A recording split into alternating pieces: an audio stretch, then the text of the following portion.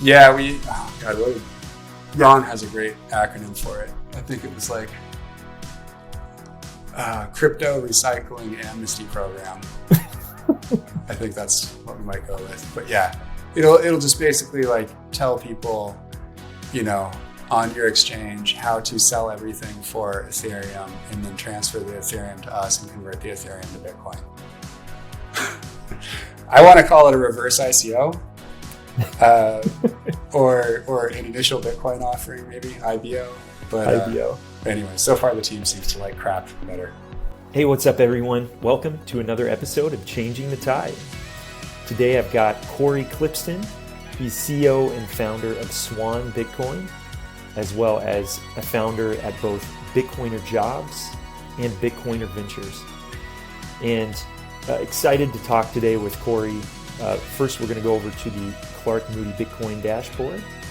We started this episode at block height 713,285 with 89.98% of Bitcoin that will ever be mined, having already been mined. So we're approaching that 90% mark here very soon. We have 14,891 Bitcoin nodes out there that we know of. And of those, almost 52%, 7,727 are on Tor. And Lightning Network, we have 3,285.74 Bitcoin locked up into the Lightning Network, 18,519 nodes there, and almost 75% of those are Tor nodes. And so back to Cory. Excited to have him on. He has built an incredible business, over $1 billion in run rate as of this past summer. So I'm sure it has gone up as they've added more and more, including in their private services division. And he is always having takes out there. I find Cory to be very much about Bitcoin signal and is not afraid for confrontation. He really wants to get down to, the truth of the matter. And so excited to have him on and talk about his Bitcoin journey, Swan, some of his thoughts on Bitcoin Ventures and investing in private Bitcoin companies. I think you'll enjoy the conversation, and let's get to it. Cory, welcome to the show. Thanks for having me, John. It's awesome to have you here. I am a Swan customer, so very cool to chat with you. That's the Swan right there. Love it. Yeah, and lots to talk about. Like you mentioned, there's never a day off in Bitcoin. Even today, we had lobbying stuff going on Capitol Hill. But I actually want to start with your vision that you posted, I think it was last week, and also wrote for CoinDesk. And Guy put it into a Bitcoin Audible episode. Yeah, I still have to listen to it. I heard he did a pretty solid Guy's take after it, and I love those. So I've just been traveling a little bit and got back yesterday, so I can't wait to take a little trail run around here and listen to what Guy has to say about it. It was classic Guy voice, made it very easy to listen to. So, but overall, I think there's some parts in there that were awesome. But today, even on Twitter, you were active about lobbying groups in DC that are attacking proof of work, for instance, so as to maybe give their projects a little bit more lifeline. And in your vision, you mentioned the point of the fact that decades down, and probably sooner than that potentially, Bitcoin is going to make energy available for more and more people and lift more and more people out of poverty. So I'd love to hear you expand on that. Yeah. So, first of all, I guess there's two ways to engage on energy and Bitcoin. And one is sort of first principles, which is kind of the approach that, whatever humans deem is the best use for energy, they should be free to do so, whether that's running refrigerators or putting up Christmas lights or playing Xboxes or mining Bitcoin. And so nobody should really try to legislate one way or the other against that. And then the other one is just like meeting people where they are, which is there's a lot of people obviously talking about green energy, talking about ESG goals, and talking about renewables, and wouldn't it be nice if we were reducing our reliance on fossil fuels or whatever.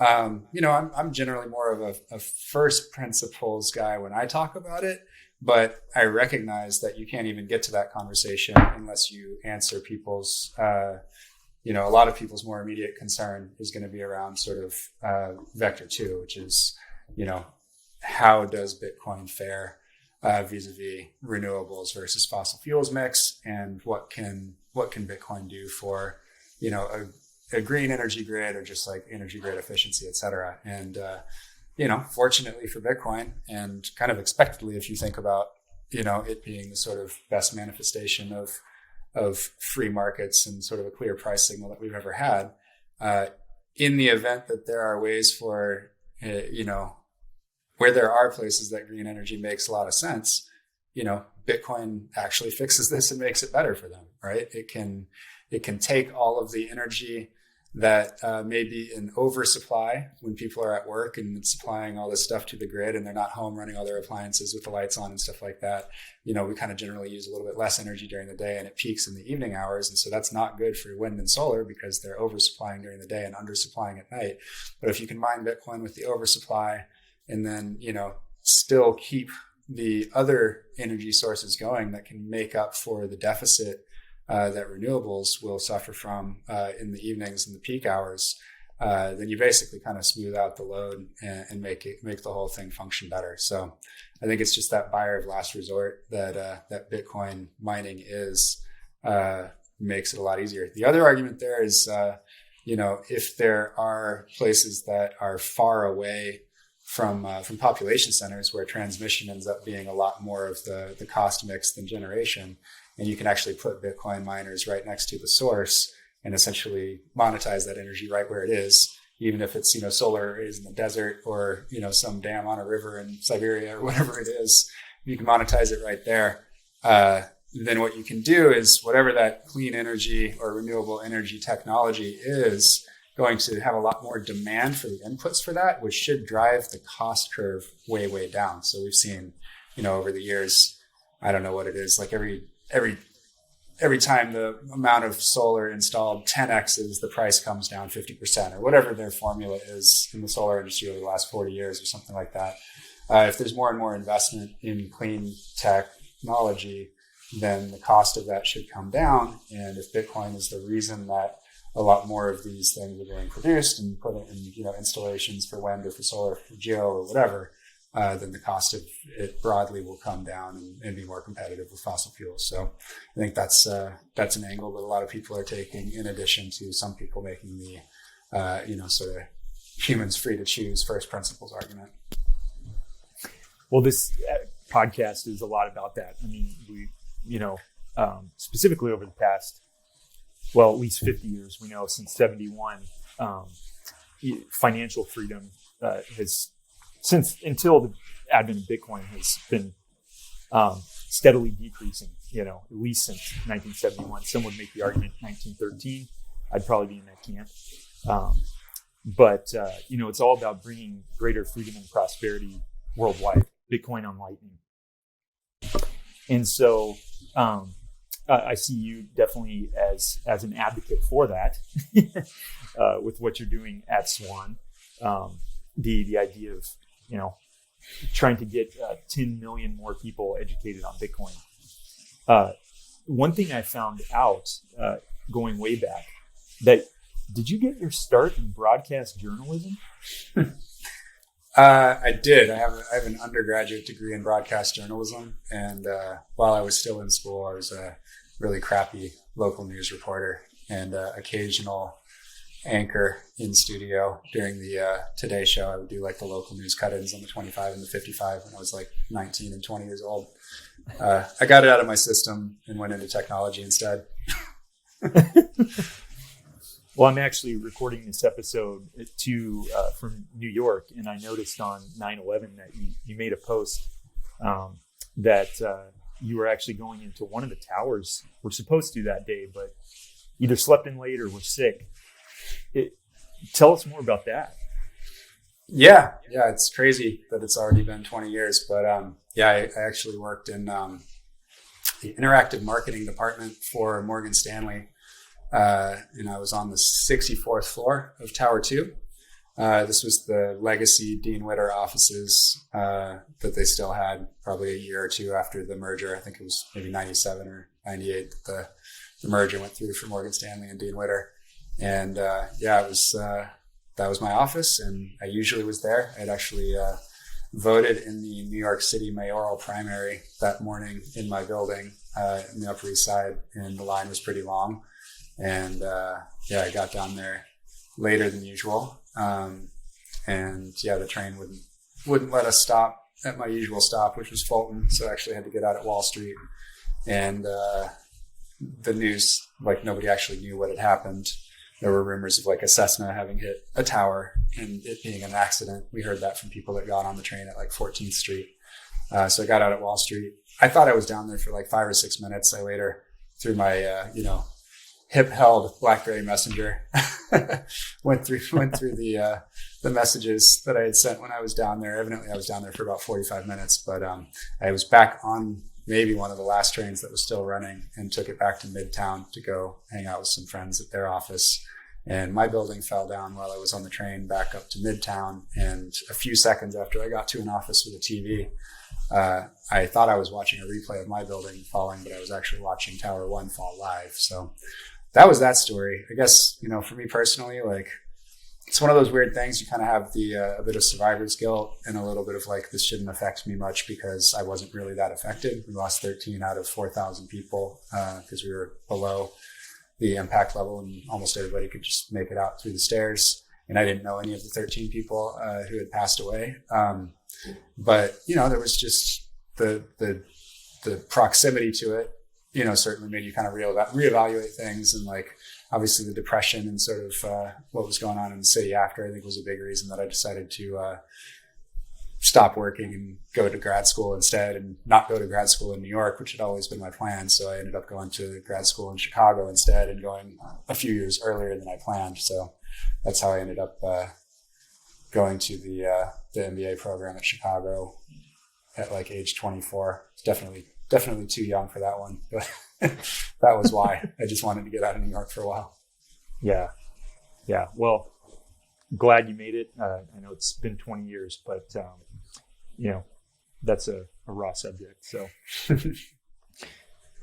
speaking of Chicago, were you and your time in finance, how much of that shaped your becoming a Bitcoiner? Because if I remember correctly, you became kind of a staunch Bitcoiner in 2017. Is that right?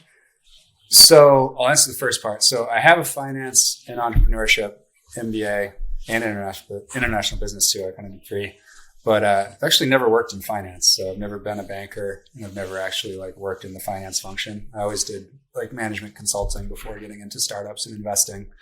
A little bit of private equity consulting somewhere in there as well. But so that's one thing. I have a finance degree, but never worked in finance.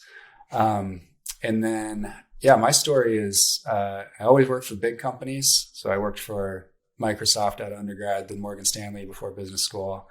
And then after, I went to McKinsey. And then later, when I decided I wanted to get into tech, I went to Google first for a few years before getting into startups. So I've been in startups since leaving Google in summer of 2013, so about 8.5 years, just advising startups, investing in startups, and occasionally operating if there's something that I'm interested in doing.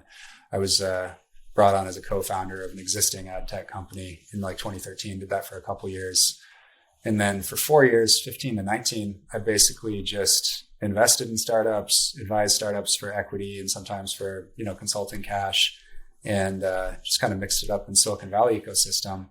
And it was in spring of 2017. I, got attracted by all the noise in my professional network mostly, and some in my social network, of the price rise and, the crypto explosion. And, your favorite word, right? The signal coming from the VCs that I generally followed and trusted for having good takes on things were like Andreessen Horowitz and Union Square Ventures. And so I spent, a few months putting together ideas for friction tokens, Chuck E. Cheese tokens for crypto networks and stuff like that. And it took me 11 months to get through the shitcoin horseshoe. Start with Bitcoin, and I did buy some in May of 2017, thank God. But I spent 11 months looking at crypto and buying new listings on Binance and crap like that before March, April of 2018, kind of fully 90% understanding what Bitcoin is to the level that I do now, which is still, none of us fully understand Bitcoin. It's impossible, but I knew that I wanted to focus on just Bitcoin and got rid of everything else and shifted my efforts all toward Bitcoin starting in spring of 2018. So, and that's kind of a crazy time period, right? Because you had the December 2017 high. Yeah. And then the January crash. And I don't think it had recovered much more in March. There were a couple of echo rallies, dead cat bounces, I guess. So I think, it was not super depressed. Like I was still in the green and stuff from my investments in 2017. And it was, probably like 10K, maybe got up to like 11 and then back to 7 and then up to 10 and then down to 7 and eventually, as it was hanging out, like kept on bouncing off 6K for like 6 months and then it crashed through at the end of 2018. But I was like so enamored of Bitcoin by then, like all that looked like to me was back up the truck, which I did. Yes, you did. Well, that's cool. Yeah. I didn't realize you had started. I mean, I think a lot of Bitcoiners start by buying several and then realizing that those tend to trend towards zero in relation to Bitcoin. Yeah. I mean, that's one way that people find out is if they get burned trading. The other way is just if they get educated and actually understand and maybe get drawn to what Bitcoin can actually mean.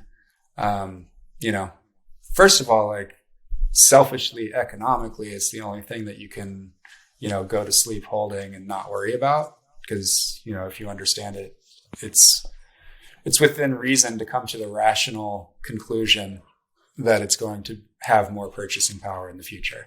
And that's the conclusion that I made a long time ago. And so it's hard for me to sleep in fiat, but I sleep like a baby if it's all in Bitcoin, like everything that I've been able to convince my wife to let me put in anyway. Like if that's all allocated, then I sleep really well. And I sleep horribly if like I have any fiat laying on the side that I could allocate to Bitcoin. And then I forgot the other thing I was going to say. Oh, and then, yeah, I mean, just the moral cause and like the humanist cause and just like, what so many of us see as outcomes from a more Bitcoinized world and how much better that will be in so many ways. It's just a heck of a mission to get on board with. And then, knowing that you're doing that just for everybody and nobody, it's a lot easier to do that, especially for certain personality types who don't want to like work their asses off for the benefit of somebody else necessarily. All those types gravitate toward Bitcoin for better or worse because they know that they're not working for any master. Yeah, absolutely. How much of an influence then did you mentioned going to Chicago? Did the Austrian school and Austrian economics have on you, if at all? Yeah, I wish more. A lot of Austrians have rolled through Chicago at one point or another, but that's also true of monetarists and Keynesians, and there's some of all those that have come through. It's obviously like a bastion of economic thought over the last 100 years. But I didn't get to the Austrians. I did get to Friedman at least. So free to choose and a bit of monetarism, stuff like that, which is kind of like a half step from Keynesianism to Austrian economic thought. And I did read, quite a few classics, and I was getting into Stoicism and some of that stuff. So I think there was some underpinning. I'd say much more informative for me. If free to choose was a big deal. So thanks, Igor, for that one, if you see this. And then I'd say, honestly, Taleb, just thinking probabilistically. So obviously he's off his rocker being mad at Bitcoin or whatever he is right now. But, he did introduce to the mainstream, like a nice system of thought of thinking probabilistically. And I'd always taken lots of stats classes for whatever reason. That was the branch of mathematics that really attracted me. I took upper level stats in undergrad, and then, all the stats classes that I could in business school. And so I've always been like really sort of oriented toward probabilistic thinking, and my mental models are usually based on like what's true, what's not, and what can we not know, and try not to get out over your skis, like assuming that we know something that can't be known, stuff like that. And, Taleb started writing about this pretty furiously in 2001, 2002.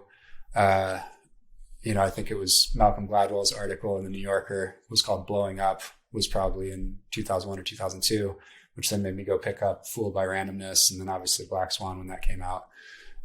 So it was kind of always rereading those books and reading them, and then finding other thinkers that had influenced him and then diving into their stuff.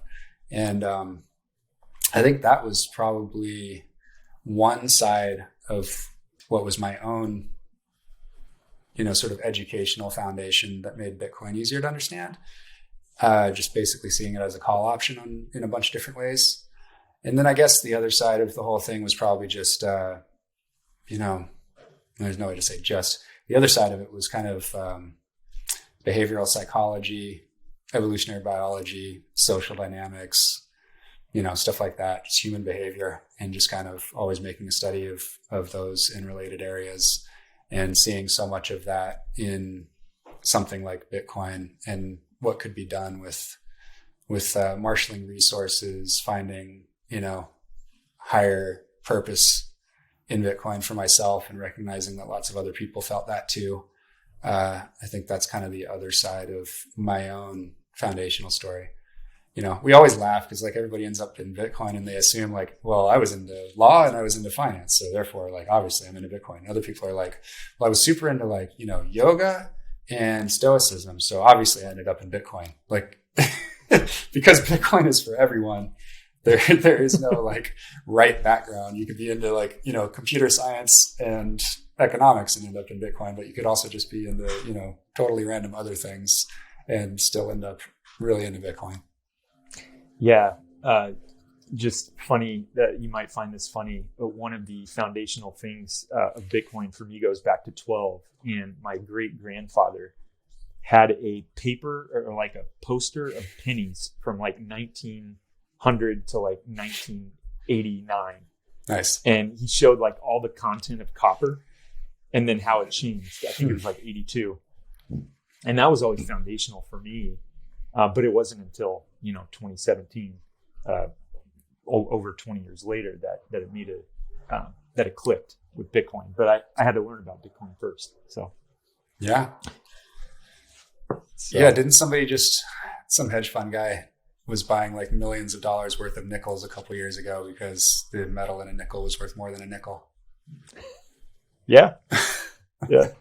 A lot of people have come into Bitcoin through the metals, industry and that sort of thing. Some are still stuck in their ways, but that's neither here nor there.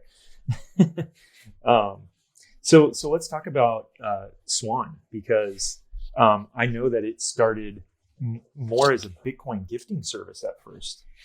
Yeah, the first product that the company put out was Give Bitcoin, which we launched just before the holidays of 2019. And that was like, give Bitcoin to somebody. It's escrowed, so they can't sell it. And then you give them a year of education while it's escrowed, and basically orange pill them so they know what they own before they're able to access it. And we kept that going until earlier this year. And then we decided to shutter it because Swan, our second product, had really taken off and was like by far the bigger product and more of the focus of the company. And now we've actually, we're just about to launch the relaunch of gifting Bitcoin under Swan. So it'll be something that you can do in Swan here probably by next week, which is pretty cool. So we will not miss a holiday season of letting people give the gift of Bitcoin. Yeah, it continues. That's amazing. It's just in Swan now. So that's pretty cool. But yeah, we didn't launch Swan until March 30th of 2020. So not even 2 years. Wow. And that was back when, compared to US dollar terms, it was the lowest it's been in a long time, isn't it? Yeah. I mean, the Thursday crash night, March 12th, 2020 was 18 days before we launched. So, wow. Yeah, the whole plan was to launch the company and the product at Bitcoin 2020, which was supposed to be, where was it supposed to be? I think it was supposed to be in LA, wasn't it? Yeah. Supposed to be in LA like March 26th and 27th. And we had all these huge plans and, it didn't happen. So the best laid plans. Yeah. Well, but people liked the Swan Dome down in Miami. I understand. So it sure looked cool. I wasn't able to get there this round, but man, looked like you guys were having a blast there. So as far as the giving Bitcoin, is it going to have that same escrow so that people have the same education requirement? We're not launching it with the escrow, but we obviously know how to do that. We might add it back in Q1, but I think just for relaunching it inside of Swan, we're just going to make it super easy to let somebody send someone some sats. Yeah. As far as just being a Bitcoiner company, your huge emphasis on education is pretty apparent, and I think sets you apart from a lot of other places where you can buy Bitcoin. I mean, not to mention the fact that you can buy only Bitcoin. And then you guys even put several places on the UX. Hey, listen, you need to send this to your own keys, your own wallet. And so, did you launch with all that? Because I became a customer late last year. Did you launch with all of those aspects together? Was that kind of the plan? Yeah. We launched with self-custody out of the gate, obviously, and unlimited free withdrawals has always been in there since the very beginning. The product we launched with was recurring purchases only. So it was basically the only way to sign up for Swan was to sign up for a recurring purchase plan. And then almost a year ago, I think it was on the first all-time high day, December 16th last year, we launched Smash Buys, where you can just do a one-time purchase. And then we launched internationally in Q1. So that was letting people around the world buy through Swan. Then we launched Swan Private Client Services, really got going in May of this year. So we're about 6 months into that. The app is in alpha right now. So we've got about 100 people poking around on the new Swan app. We'll get that out just after the new year. So that should be pretty awesome. Swan Advisor Services just launched with Andy Edstrom running that, which is pretty dope. So we've got Edstrom running Advisor Services, Stephen Lubka running Private Client Services, Stefan Lavera running Swan International, and Brady running the educational team, Brandon Quittem running comms, Lynn Alden on the board, Jan Pritzker running the tech team. It's a good crew. It's really easy to come and hang with these people every day. Yeah, you probably had some fun and learn a lot in the process. Man, I'll tell you, you can't be unprepared. Tomer Strolight is our editor-in-chief. Like, you better be up on your Bitcoin podcasts and your Bitcoin, Twitter spats if you want to hang with this crew. Like, got to have an opinion. Yeah. I figured.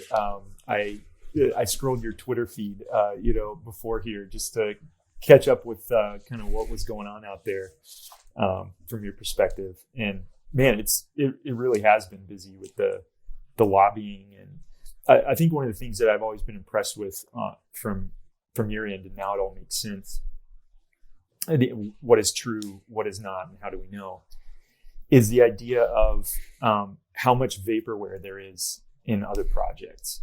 Mm-hmm. And you've been extremely vocal about that, from everything from NFTs to proof of stake. So thanks for keeping up with that. Yeah, I mean, it's funny, like, if you have an eye for it, it really doesn't take much. Like, you don't need inside information.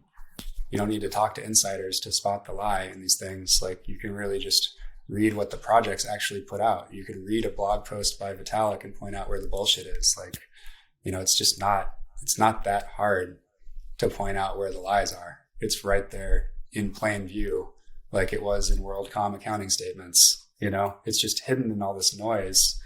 And if you only get it secondhand and you only trust your lieutenants, if you're working in Philly or Chicago or New York, and like you're only trusting what your lieutenants say and they're into these shit coins, you're getting bad signal, just like I was getting bad signal from a bunch of VCs back in 2017. And you have to actually understand it yourself.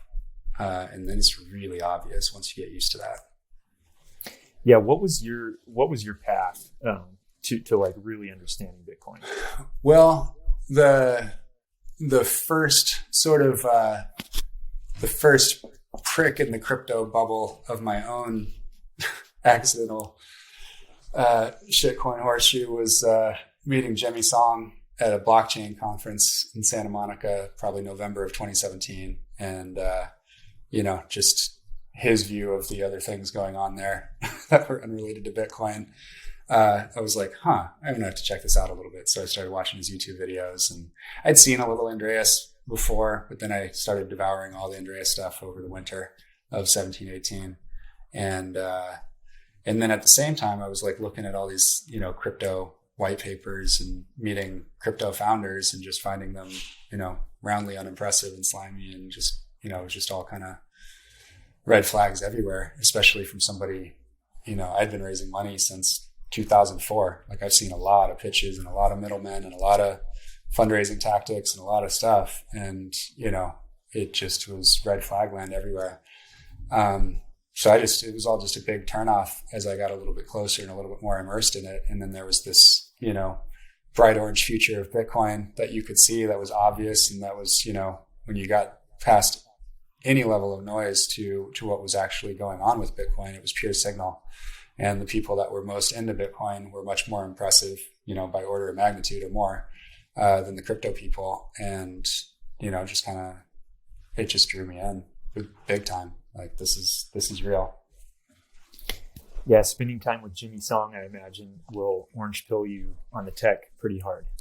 Yeah. So that was good. And then the YouTube stuff, and I got into the podcasts, started listening to whatever was out. I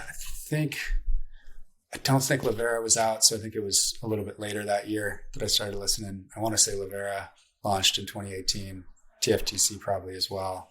TFTC might have been out already. I might have started listening to a little bit of that. But it was also just like reading the book. So I read, Andreas's book, Safe's book came out, I think probably March of 2018. So that was really good. Don't agree with everything all the time with Safe, but he's a good historian and a good thinker and has good ideas, and it's very entertaining to read. So that was great. And then, you could start to dig into the Nakamoto Institute. So I found that website and started reading a lot of the stuff that was written in 2012, 13, 14, 15. So that was a great resource from Pierre and Bitstein.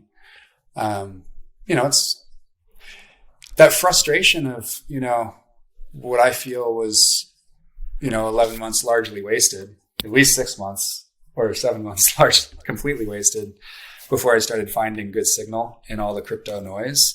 Was a big reason that I wanted to start an education-focused company, because I wanted people to be able to get the signal right away. Like that's what we're doing with my newsletter. The Daily Bitcoiners, like we've gone and curated, 600 to 1,000 of the best podcasts, articles, videos in the history of Bitcoin education from the last 12 years. And it's just like one each day, and you can go back through and see the ones from the last couple of months since we started it. But that's what I think needs to be out there. Somebody actually has to do some curation and to get it out in front of as many people as possible. So, obviously Lop.net has done a great job, Nakamoto Institute for a long time, Mempool, like some of these things. But I think it's also really useful to have like a company with a lot of resources that can build beautiful product and can use sort of the best of, the best angles of marketing to get it out there and actually market Bitcoin. And, it's obvious with the numbers that we have, with the reach that we have through our website, through our extended reach of, Swan guests and friends on other people's shows across all kinds of different verticals, the reach of our newsletters, we're in like 350,000 inboxes every month now or something like that. So I just want to keep that going and keep spreading the word on Bitcoin. Yeah, today's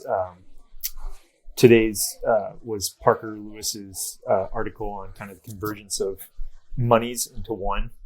Bitcoin obsoletes all other forms of money. Thank you, Parker. It's fantastic. Yeah, that one's actually one of my favorites of all time. Actually, for a long time, it was probably almost a year there, where if somebody was asking for one article, it was basically a coin toss on whether I'd send that one or the bullish case for Bitcoin. That one's that good to me. That was actually the one that orange pilled me straight up into Bitcoin, was the bullish case. So, yeah, so good. But then this is actually the first time I've read Bitcoin obsoletes all other money. One of the memes, or the meme of the day, is the Bitcoin black hole sucking in all of the light, and it's patterned in US dollar. I wanted to ask you about this because last week in your article, you mentioned, in a few decades, things will be priced in sats alongside dollars. Yeah. So your view on dollars extends multiple decades down the road? I mean, what I usually say is, by 2035, most people around the world will be able to buy most products and services denominated in sats if they choose, which I think is likely to be the case. And we will go through a period where there are multiple prices on items, just like there are in countries that have multiple currencies today, or tourist destinations or whatever. You'll have a dollar price tag and a euro price tag, or a lira price tag and a euro price tag, stuff like that. So I just think you'll have sats in dollars, sats in lira, sats in euros, sats in yen on the same price tag for a time. And we'll see how this all shakes out and what the reactions of different governments in different jurisdictions are, before I think pretty much everybody converts to sats over some time frame. I don't personally think it's like a sure thing that there won't be dollars at the end of this century. I think there's a pretty good chance there won't be, but it's a long time. It's hard to say how things will play out. But I just think more and more people will demand to be able to buy things denominated in sats as more and more of their net worth is in Bitcoin. That's the key. This whole thing is demand driven, and paying in Bitcoin is driven by people who don't have anything else to spend. And that's why it lags buying Bitcoin by 8 years or more, is because the cohort of people who have like 90 to 90% of their net worth in Bitcoin and have nothing else to sell is incredibly small. It's people that got in like before 2013. Those are the people that want to spend Bitcoin. So it's just vanishingly small right now still. Yeah. So we have kind of a long tail before price denominated in dollars goes up to a certain amount that it then becomes 90% of those people's net worth. So it's both the price, and then it's also the number of people that got in early enough to benefit from that price appreciation or that increase in purchasing power. And so, I think this cohort, the class of 2019, 2020, 2021, I think 8 years from now feels like those people will drive a lot of Bitcoin spending by the end of this decade. And so, but I still don't think even that one is enough, because so many people that got in the last couple of years got distracted by crypto and NFTs. And, I don't think that we did as good a job as we could in educating about Bitcoin. It could have been better, and we could have gotten more people into Bitcoin the last couple of years, and weren't as effective as the altcoin VC quick time to liquidity Rube Goldberg machine has sucked a lot of the air out of the room for people looking at this stuff. So it may be more like, 8 to 10 years after a huge chunk of people come in 2025, 2026, something like that, will get us to that point where I talk about, most goods and services around the world will be available priced in sats by 2035. That's kind of how I sort of see that. Yeah. Yeah. I mean, you were carrying on a conversation with Adam Back and a couple other people, even about, VC, crypto VC marketing is orders of magnitude larger than Bitcoin marketing. And so really kind of some people may have been yearning for Bitcoiners of the past who were great marketers, but became shitcoiners or shilled shitcoins. And that point now really hits home. Because one in particular was pretty important to me in terms of orange pilling me. But as we know, heroes in Bitcoin get slayed. So, or slain, however you say it. Yeah, I mean, they usually slay themselves. That's the problem. Yeah. They just fall on the knife and start shitcoining. Anyway, yeah, I mean, I don't know that necessarily would have made much difference. I think the recognition of some in Silicon Valley circles that they could, for this period of time before there's regulation, it's a cash grab, and they can get literally the second page after the title page is short time to liquidity. That's the whole thing here, right? You can create a shitcoin, pump the hell out of the shitcoin, and get out of the position, faster than you've ever been able to do with tech startup equity, right? And so the returns, and in particular the IRR, the internal rate of return, like how quickly you get those returns is like nothing they've ever seen before. And that's why you've seen, $35 billion of shitcoin funds raised this year and $21 billion deployed into shitcoin companies just in 2021, which is more than the entire history of Bitcoin and crypto before 2021. Like the cat's out of the bag, they figured it out. And all these big names in VC just can't turn away from it. It's just too juicy while it's allowed. But they're playing penny stock games, and penny stocks have to play by certain rules, and governments will either have to regulate crypto like penny stocks, or they'll have to regulate penny stocks like crypto, which means your grandma getting wrecked by Ponzi's and false marketing, which is what is currently allowed in crypto. They can say whatever they want, they can promise whatever they want, and there's no protection for that for consumers. I think what will happen is, the SEC is like building their case and doing this Ripple thing and kind of like prepping. It doesn't make any sense to go after a bunch of crypto projects when they're, still in the middle of kind of a bull run. But as soon as there's blood in the streets, if there's any kind of, crash or whatever, and then it's popular with the public, regulators are just people and they want to do things that are popular. And they don't want to catch a lot of crap. So they'll have like a ton of support to go and do what they want to. This is not saying that they should or shouldn't. And certainly see the libertarian point of view that there shouldn't be regulation, you should do whatever. But in that case, I would say, well, then that should be the case for all financial products, and securities should have no regulation either. So, unless you're beating the drum every day for penny stocks to be unregulated and for Ponzi schemes to go unpunished, then you should not be defending crypto outside of Bitcoin. So I think they'll come down and they'll have a bunch of cases and they'll do a bunch of regulatory stuff, and then we'll see if any of them are decentralized enough to keep running. And that will be the true test. We'll see. Bitcoin's a different thing. Like all that stuff is just orthogonal to what Bitcoin does. Like Bitcoin is sound money, and there was like a brief moment of noise about ETH being sound money, and some stupid people like bought the narrative. But, ETH people don't even believe that. It was just kind of like a bad meme by some midwits on Twitter. And this brings me to another point. You seem to allude to the fact that you could be open potentially in the future to allowing sales only of shitcoins to convert to Bitcoin buying. Yeah, Jon has a great acronym for it. I think it was like Crypto Recycling Amnesty Program.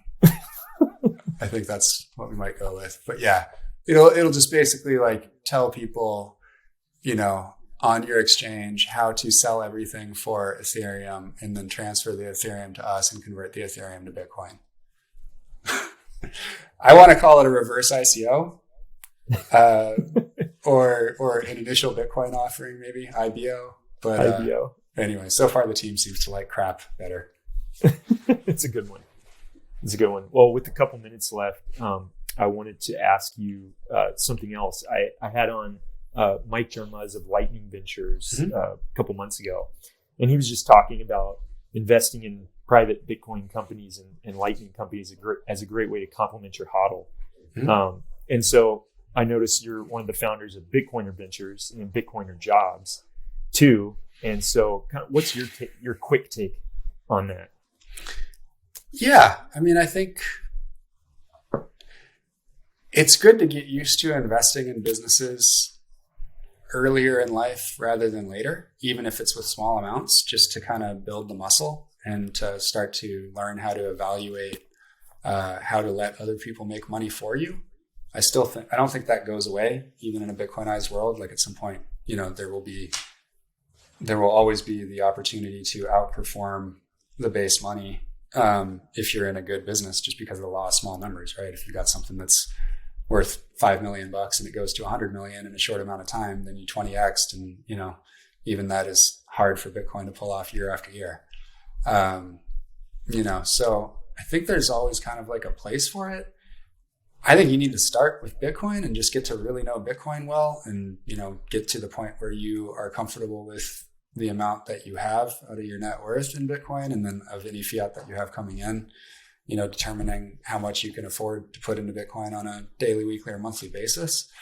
But, for people that are getting more toward okay, I've got a good chunk of change, got a lot of Bitcoin, and I'm looking at the ecosystem, I'm interested in it, I use these products, I want to benefit in the upside, I might think that I'm pretty good at selecting them. Maybe I just kind of like the different return profile, like the time of it. Bitcoin, I don't think you should ever sell. You are going to get liquidity events on startups that do well and either sell to another company or go public or whatever.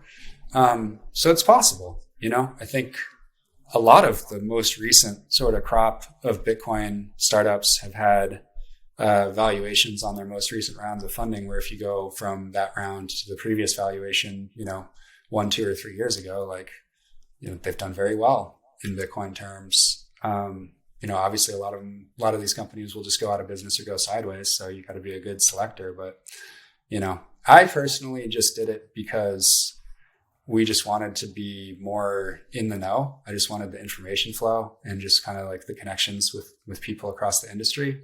And I figured I knew a lot of people and was pretty good at connecting with people, and thought we could aggregate a lot of investors around the world around this. And, the nice thing with syndicates is you don't have to invest every time. Just the people that want to do a certain company can do that. So we're just in the middle of closing down our 5th investment. This is not a money-making thing for us. We take zero fees, zero carry. I definitely benefit from being able to bring a larger check so that I can argue for my tiny check getting into the company, which is cool because you usually can't invest directly into startups with a small check. So I can always get my little check in there, which is nice. But yeah, it's been fun. We invested in Unchained Capital, Galoy, which is the Bitcoin beach wallet, the dominant wallet down in El Salvador. Breeze, which is an awesome Lightning wallet. And then, I'm blanking on one more. Shoot. Oh, BitRefill. Love BitRefill. And then we have one that's closing right now. So you can check out bitcoinerventures.com and click on the AngelList Syndicate and still get into that one if you see this in the next day or two. But yeah, it's cool. That's me, Stefan Lavera, Jan Pritzker, and Louis Liu from Mises Capital. Cool. Well, our time here has come to an end, and really thankful for it. Cory, do you want to plug away where people can find you, Swan, anything you want? Swan.com. Any whales that so people that are looking to buy a lot of Bitcoin, or maybe do Bitcoin in an IRA or buy for their business, stuff like that, I would send them to swanprivate.com, or you can just have them email me, Cory@swanbitcoin.com. We'll take care of them. I think we have easily the best client services team in the world when it comes to Bitcoin. 95% of the questions people have are about Bitcoin itself. And we have, a team of the world's top Bitcoin experts there to answer and help you scale your orange pilling efforts. So send them our way. We'll take care of them. We'll keep them on the bright, shining path to Bitcoin. Nice. That's it, man. Well, thanks again, Cory. Appreciate your time today. Yeah, John. Thanks, man. We ended at a block height 713,285, still with 89.98% of Bitcoin that will ever be issued, having been issued. And man, what an awesome episode with Cory. His emphasis on education has always been pretty apparent to me. I really wanted to figure out kind of some of his origin stories. So it was fun to hear him talk about broadcast journalism. One of the things I meant to ask that I'll have to in the future is about just his thoughts on Bitcoin journalism, not crypto journalism, but Bitcoin specific journalism out there in the space today. It's a burgeoning area. I thought it was awesome to hear his arguments, camp 1 or camp 2 on energy at the beginning. That is something that if you have been in Bitcoin at all in 2021, as the price has risen, you have heard it because people are reading mainstream journalism, they're listening to it, and there's a lot of FUD about energy. So it was great to hear Cory go after some of the crypto lobbyists that even today were dumping on proof of work, which is actually what makes Bitcoin special. And if you haven't studied proof of work, you need to. And you also need to sign up for Cory's Daily Bitcoiner, because he is sending out incredible signal amidst all the noise. And so to have Swan there as a huge piece of signal is awesome to see out there in the market. It was great to have him on. And if you're not a Swan customer, I do not get compensated by them in any way, shape, or form. I am just a customer myself. And if you'd like a referral code, I can send it along. I might get compensated in that way, but a big fan of them.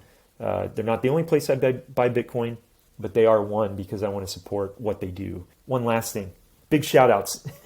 I promised them to Chad Farrow and Oscar Mary of Fountain. Chad Farrow, I don't believe is of Fountain, but he's on there. Both of them streamed sats for my last episode with Oscar, and that was a really cool experience to see streaming sats. So incredible, and big shout outs to them, and a boost as well boost message, I should say, came from Oscar as well. Thanks for having me on the show. So if you like anything that you heard on here, please subscribe, particularly in the Valued for Value podcast. If you're new to those, check them out. Currently, Breeze, Fountain, found another one called Podverse. You can also do it on podcastindex.org. Incredible, they're kind of the value for value model creators. And but if you can't get on there yet, or you don't have any sats to stream, please head over to anywhere else you get podcasts. We're up there now. The RSS feed is up, and we'll see you next time.